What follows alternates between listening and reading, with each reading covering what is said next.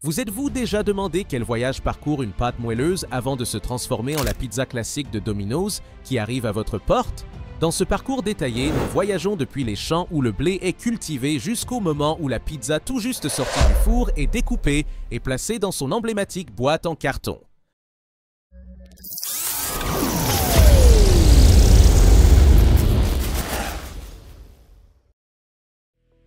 La pizza est née à Naples vers la fin du XVIIe siècle, mais aujourd'hui elle se consomme à un rythme vertigineux. Aux États-Unis, on sert environ 3 milliards d'unités par an, soit 350 parts chaque seconde. Le chiffre d'affaires dépasse 46 milliards de dollars annuels rien que dans ce pays. Et Domino's Pizza, fondée en 1960 par les frères Tom et James Monaghan à Ypsilanti, dans le Michigan, est devenue l'un des moteurs principaux de ce marché, avec plus de 15 000 points de vente répartis dans une 80aine de pays et un effectif de plus de 290 000 personnes. La véritable innovation de Domino's ne résidait pas seulement dans la recette de la pâte, mais dans la logistique. Au début des années 60, la livraison de plats à domicile était une rareté.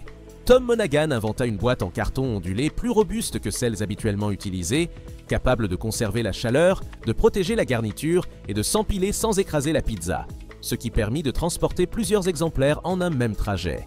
En 1973, il lança la célèbre promesse « 30 minutes ou moins ».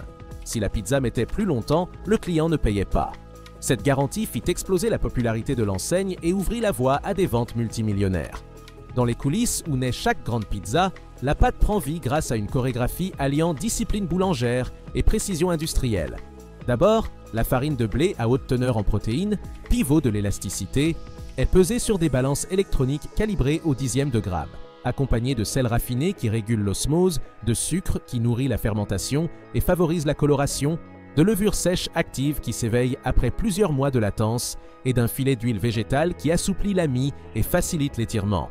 Puis, un pétrin à spirale de 250 kg reçoit les ingrédients secs et, dans une séquence minutée, ajoute de l'eau purifiée à 26 degrés Celsius pour ne pas stresser la levure, puis l'huile, tandis que ces crochets tournent pendant 8 minutes à vitesse contrôlée, entrelaçant les protéines de gluten jusqu'à former un réseau élastique et homogène qui capture d'infimes poches d'air, générant une pâte lisse, légèrement tiède et d'un léger brillant.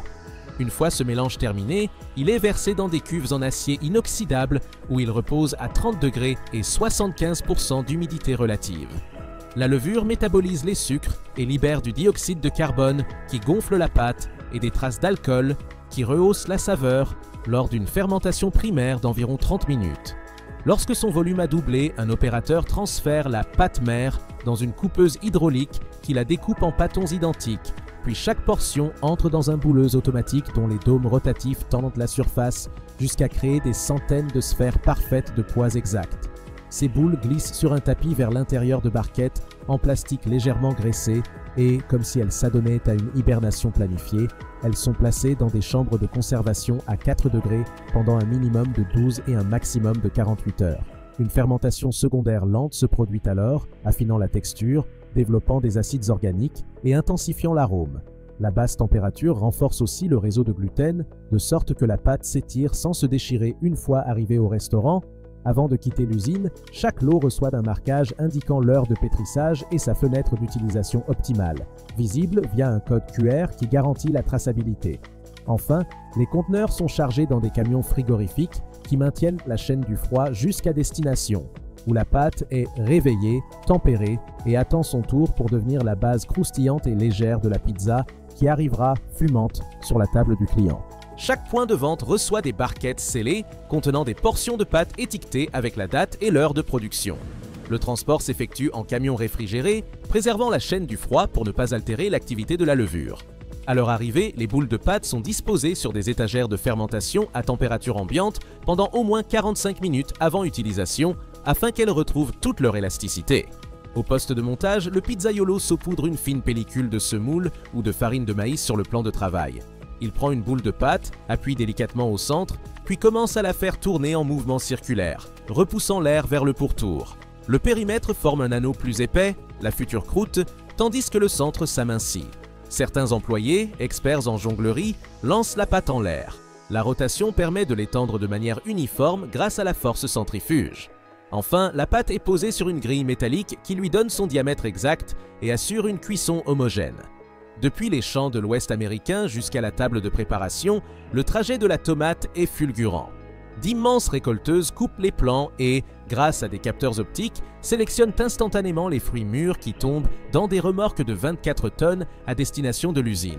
Là, un canal d'eau élimine pierre et terre avant que les tomates ne passent dans un bain de blanchiment à 95 degrés Celsius qui détache la peau, laquelle se détache sous jet à haute pression pendant que des lames tournantes réduisent la pulpe en purée soyeuse. Dans des cuves en acier inoxydable, cette purée est mélangée à de l'huile d'olive, des oignons et de l'ail préalablement revenus, ainsi qu'à du sel, de l'origan et une pointe de basilic, mijotant à feu doux pendant 90 minutes jusqu'à atteindre la viscosité mesurée par un viscosimètre Brookfield. Enfin, la sauce épaisse est pompée dans des récipients aseptiques de 110 kg, scellés et étiquetés, pour entamer leur dernier trajet en camion réfrigéré jusqu'au restaurant où une louche la transformera en base aromatique de chaque pizza. La mozzarella choisie par Domino's est produite en bloc de 10 kg à partir de lait pasteurisé arrivé à 4 degrés Celsius et analysé pour vérifier sa teneur en matière grasse, en protéines et son acidité. Dans des cuves de coagulation, on ajoute des ferments lactiques et de la pressure. À 35 degrés, le mélange se solidifie, le caillé est découpé en cubes et déposé pour s'égoutter. Ensuite, on le chauffe dans son petit lait à environ 60 degrés lors de l'étape de pasta filata, qui étire les protéines et confère la texture filandreuse typique.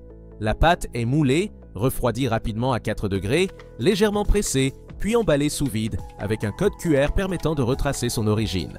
Les blocs réfrigérés arrivent dans l'installation de Domino's où une broyeuse à lame d'acier les transforme en bandes uniformes de 4 par 20 mm. Avant de sceller les sacs de 5 kg, on injecte de l'azote pour réduire l'oxygène et prolonger la durée de conservation sans conservateur. Ces sacs voyagent dans des camions à température contrôlée et sont stockés à chaque restaurant à 4 degrés. Ils doivent être utilisés dans un délai de 7 jours pour garantir une fonte homogène et un gratin parfait sur la pizza. Le pizzaiolo fait glisser la pâte sur la surface ensemencée de semoule et, sans perdre le rythme, plonge la louche doseuse dans le seau de sauce. Une seule louche tombe au centre et, en 3 tours concentriques mais fluides, couvre la pâte d'un rouge brillant tout en laissant une bordure d'environ 1 pouce pour la future croûte.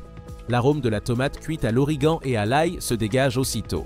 Immédiatement, avec les doigts écartés pour ne pas compacter la préparation, il répartit 2 généreuses poignées de mozzarella râpée, environ 140 grammes, qui tombent comme des flocons irréguliers et assurent une fonte uniforme, comblant chaque interstice et promettant des filaments élastiques à la sortie du four. Puis il saisit un bac de pepperoni, disques de viande de porc et de bœuf assaisonnés de paprika fumé et de poivre noir. Il les dispose en spirale, du centre vers l'extérieur, en maintenant un espacement régulier qui garantit des bords croustillants et une répartition équilibrée des saveurs.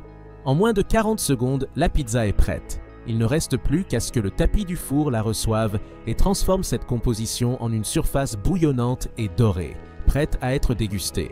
Lorsque la pizza assemblée entre dans la gueule du four, un convoyeur en acier inoxydable, revêtu d'un traitement anti-adhésif et nettoyé à intervalles programmés, l'introduit dans une chambre de cuisson tunnel parfaitement étanche et préchauffée à 245 degrés Celsius. Un système de brûleur à gaz modulant répartit la chaleur en haut et en bas. Des ventilateurs à convection déplacent l'air chaud à grande vitesse, garantissant que la base reçoive un flux uniforme qui évite les zones crues. Au fur et à mesure de l'avancée de la bande, l'humidité naturelle de la pâte et de la garniture s'évapore.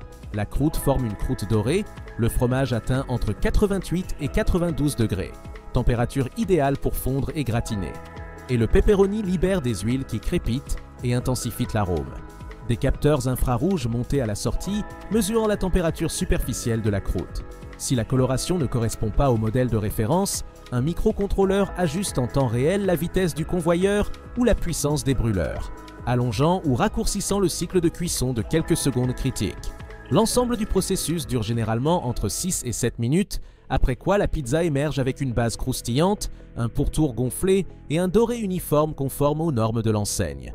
Dès que la pizza sort du tunnel de cuisson, le pizzaiolo la saisit avec une pelle perforée en aluminium permettant à l'excès de farine de tomber et la glisse sur une planche en polyéthylène adaptée aux aliments. Elle repose entre 10 et 15 secondes pour que le fromage se stabilise et ne bouge pas lors de la découpe. Ensuite, un coupe-pizza rocker en acier inoxydable de calibre 420, préalablement désinfecté, est mis en action. Il oscille avec des mouvements fermes et précis pour diviser le disque en parts identiques. 6, 8 ou 12 selon le diamètre et les directives de la commande. Chaque passage est vérifié visuellement pour s'assurer que les pointes convergent au centre et qu'aucun bord ne reste attaché, facilitant ainsi le service sans étirer le fromage. Vient ensuite l'étape de l'emballage. La pizza est poussée sur une barquette en carton ciré qui sert d'isolant, puis glissée dans la boîte ondulée emblématique de Domino's. Cet emballage, confectionné à partir de fibres naturelles résistantes à la graisse, intègre de minuscules micro-canaux d'aération latéraux et un relief intérieur qui soulève la base de quelques millimètres. Ainsi, la vapeur peut s'échapper sans condenser sur la croûte tout en retenant mieux la chaleur. Un opérateur formé peut plier, emboîter et sécuriser 50 boîtes en moins de 2 minutes grâce à un repérage nécessitant seulement 3 plis et un dernier clic. Chaque boîte reçoit un autocollant avec le numéro de commande, l'heure de sortie et un code QR renvoyant aux données de cuisson et à la traçabilité du lot d'ingrédients. Avant de quitter la ligne, la boîte est déposée dans un sac de livraison à isolation multicouche, feuilles d'aluminium, mousse à cellules fermées et revêtement textile qui maintient la pizza à plus de 60 degrés Celsius pendant au moins 20 minutes.